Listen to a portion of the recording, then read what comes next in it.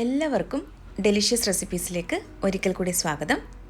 ഇന്ന് നമുക്ക് നുറുക്ക് ഗോതമ്പ് വെച്ചിട്ടുള്ള നല്ല സോഫ്റ്റായിട്ടുള്ള അപ്പം തയ്യാറാക്കിയാലോ? അപ്പോൾ അതിന് വേണ്ടിയിട്ട് ഞാനിവിടെ കുറച്ച് നുറുക്ക് ഗോതമ്പ് എടുത്ത് വെച്ചിട്ടുണ്ട്. 1.5 കപ്പ് നുറുക്ക് ഗോതമ്പാണ് എടുക്കുന്നത്. സാധാരണ നമ്മൾ അപ്പമൊക്കെ തയ്യാറാക്കുമ്പോൾ അരി 4 മണിക്കൂറൊക്കെ നമ്മൾ കുതിർത്ത് വയ്ക്കാറുണ്ട്.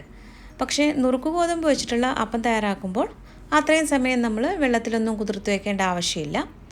അരമണിക്കൂറാണ് ഞാനിത് വെള്ളത്തിൽ കുതിർത്ത് വയ്ക്കുന്നത്. അപ്പോൾ ഇതിലേക്ക് നമുക്ക് കുറച്ച് വെള്ളം ഒഴിച്ചിട്ട് അരമണിക്കൂർ ഇതൊന്ന് മാറ്റി വയ്ക്കാം. ഇനി നമുക്കൊന്ന് ഈസ്റ്റ് ഒന്ന് ആക്ടിവേറ്റ് ആക്കി എടുക്കണം. ഒരു ചെറിയ ബൗളിൽ ഇളം ചൂടുവെള്ളം എടുത്തിട്ടുണ്ട്. അതിലേക്ക് 1/2 ടീസ്പൂൺ ഈസ്റ്റും 1 ടീസ്പൂൺ പഞ്ചസാരയും ചേർത്തിട്ട് നന്നായിട്ടൊന്ന് മിക്സ് ചെയ്തെടുക്കാം. ഒരു 10 മിനിറ്റ് നമുക്കൊന്ന് അടച്ച് മാറ്റി വയ്ക്കാം. നുറുക്ക് ഗോതമ്പ് അരമണിക്കൂർ വെള്ളത്തിൽ കുതിർത്ത് വെച്ച ശേഷം നന്നായിട്ട് ഞാൻ കഴുകി എടുത്തിട്ടുണ്ട്. ഇനി ഇത് നമുക്ക് ഒരു മിക്സിയുടെ ഏറ്റവും വലിയ ജാറിലേക്ക് മാറ്റാം. ഇതിലേക്ക് അടുത്തതായിട്ട് ഇനി ചേർക്കാൻ പോകുന്നത് തേങ്ങയാണ്.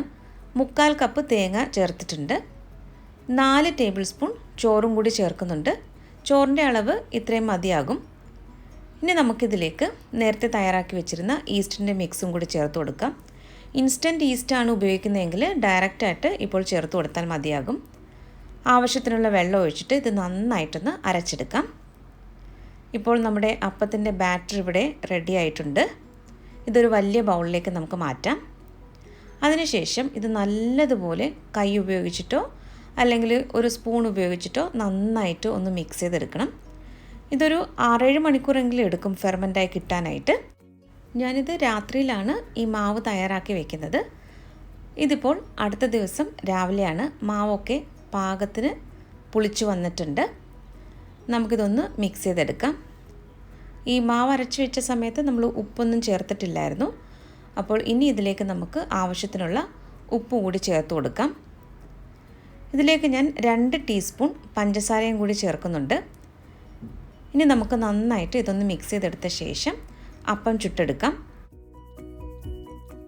ഈ അപ്പം ചുട്ടെടുക്കാനായിട്ട് ഞാനിവിടെ ഒരു പാൻ ചൂടാക്കാൻ വെച്ചിട്ടുണ്ടായിരുന്നു.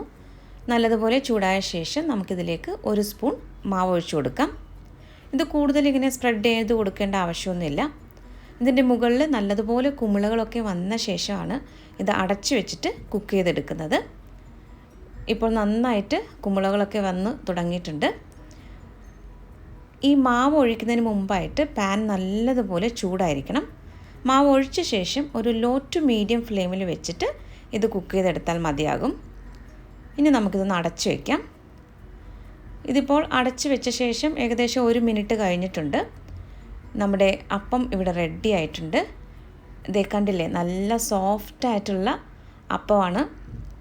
ഇനി നമുക്ക് ഇതുപോലെ ബാക്കിയുള്ള മാവ് ഉപയോഗിച്ചിട്ട് അപ്പം ചുട്ടെടുക്കാം. വളരെ എളുപ്പമല്ലേ ഇത് തയ്യാറാക്കിയെടുക്കാനായിട്ട്.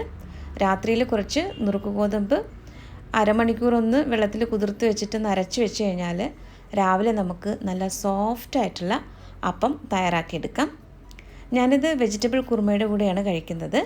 കടലക്കറിയോ അല്ലെങ്കിൽ ഏതെങ്കിലും ഒരു നോൺ വെജ് കറി, ചിക്കനോ മട്ടനോ ബീഫ് കറിയോ ഇതിൻ്റെ കൂടെ എല്ലാം കഴിക്കാനായിട്ട് ഇത് വളരെ നല്ലതാണ്. അപ്പോൾ എല്ലാവരും ഒന്ന് ട്രൈ ചെയ്ത് നോക്കണം. ട്രൈ ചെയ്ത് നോക്കിയിട്ട് ഫീഡ്ബാക്ക് കൂടി തന്നാൽ നന്നായിരുന്നു. അപ്പോൾ നമ്മുടെ ചാനലിലെ റെസിപ്പികളൊക്കെ നിങ്ങൾക്ക് ഇഷ്ടമാകുന്നുവെങ്കിൽ ചാനൽ കൂടി ഒന്ന് സബ്സ്ക്രൈബ് ചെയ്യാൻ മറക്കരുതേ. അപ്പോൾ മറ്റൊരു നല്ല റെസിപ്പിയുമായിട്ട് വീണ്ടും വരാം. താങ്ക്